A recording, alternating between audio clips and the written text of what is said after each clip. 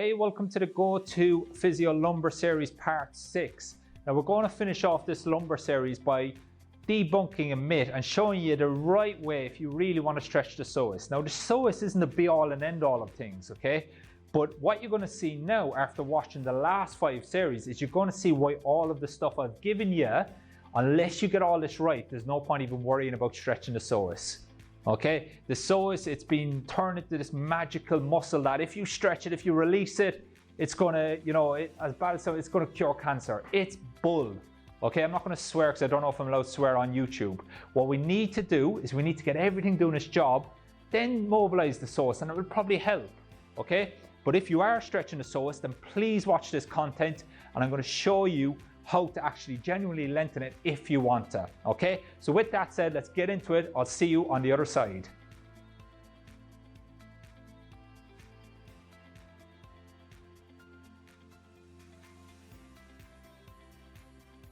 Okay, so I think it's important as a new grad that we start to touch a little bit on anatomy in real life. Okay, so one of the biggest kind of myths that I see is this psoas stretch. So Pete, put your hands over your head in a warrior position and kind of reach back for me. So that's what people say is a psoas stretch, and they're half right, okay?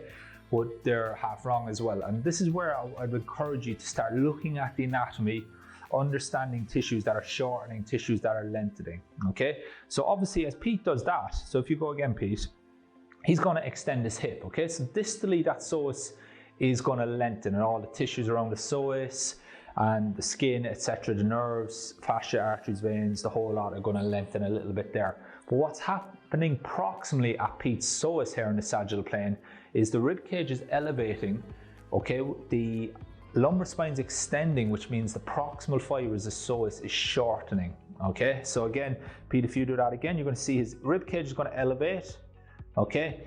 So his lumbar spine is extending, which means that the psoas attachments at the lumbar spine are going to shorten, okay? Because when I extend, that's the psoas is going to help that, okay? The diaphragm is going to shorten, the psoas proximal fibers are going to shorten in the sagittal plane here, okay? So that's very, very important to understand that when you extend back and you elevate that rib cage, you're not really going to stretch the psoas, okay, in the sagittal plane here. Now, if you want to stretch the psoas in the sagittal plane here, and you want to fully lengthen it, okay, if possible, if that's even possible, what we would do in this scenario is we would extend Pete's hip, but we would have to use an exhalation to depress the rib cage. Because if I depress the rib cage, diaphragm is going to come up, okay, which means that the lengthening, the tissues around the psoas, as well as they insert in with the diaphragm, are also going to lengthen, okay? So if we exhale, depress the rib cage and extend the hip, then you're going to get a full lengthening of the psoas tissues, okay? So Pete, what I want you to do, inhale through your nose. I want you to exhale for a good 2 to 3 seconds because we want that rib cage to depress before we even start moving, okay? So you're going to inhale, exhale for 2 seconds, and then on the 3rd, 4th, 5th, 6th seconds, as you continue to exhale, I want you to slowly extend the hip, okay? So inhale, extend. I want to see that rib cage depress, and then as that's depressing, then I know the proximal fibers are lengthening, then you're going to extend the hip at the same time. So don't lean back, just push forward with the hip. So inhale, exhale, that's going to depress the rib cage, it's going to posterior tilt that glute anyway, and then he's going to go slightly forward. Feel a little bit of stretch to the front of the hip there, and it's going to be a very different feeling to lifting the hands overhead, okay? Perfect, you feel okay? Yeah. So inhale, exhale for 2 seconds, let that ribcage depress, then on the 3rd, 4th, 5th, then just slowly move forward. Now, he doesn't want to move forward like this and lean back, because if he leans back, that's going to extend the back and elevate the ribcage, okay? So that's very, very important, okay, in order to do that. Now, there's other ways as well we can lengthen that psoas in the frontal plane. So if I want to lengthen it in the frontal plane, it's going to give a little bit in the sagittal plane. So if I want frontal plane lengthening of the psoas here, Pete, I just want you to reach your right hand up overhead, okay? And then he's going to start to reach this way. But obviously, if he reaches this way, that's going to elevate this side, which is going to slightly shorten the fibers in the sagittal plane, okay? So we're going to take a little bit of sagittal plane away, lengthening here, but we can still get as much of it as possible by exhaling. So Pete, I want you to exhale for a good 2 to 3 seconds now, and then as you exhale, you're going to reach slightly and then keep going forward. Good. You feel that? Yeah. It's going to get a lengthening of those tissues. So that's frontal and sagittal. And then if we want to get his transverse plane, then we're obviously just going to start to move him this way a little bit. Okay, so Pete goes up again. Yeah, you're going to reach up. So we're going to get frontal, and then we're just going to get this hand to reach this way slightly as you exhale. But the exhale is the key here. So he has to exhale as he does that to keep that rib cage depressed, because if he inhales here, he's going to shorten the fibers in the sagittal plane. Okay, so we want that lumbar spine not to extend.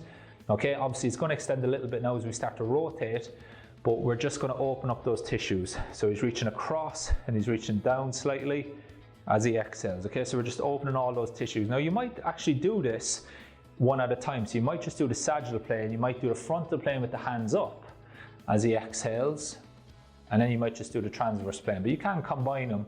But as I said, just be aware that when you get one motion in one plane, you're going to have to compromise another. So the minute we go into frontal plane lengthening of that tissue, we're compromising the lengthening ability in the sagittal plane. And that's okay, because that's what happens in real life. Is so in one plane, it's not going to lengthen as much. In another plane, it's going to maybe lengthen a bit more.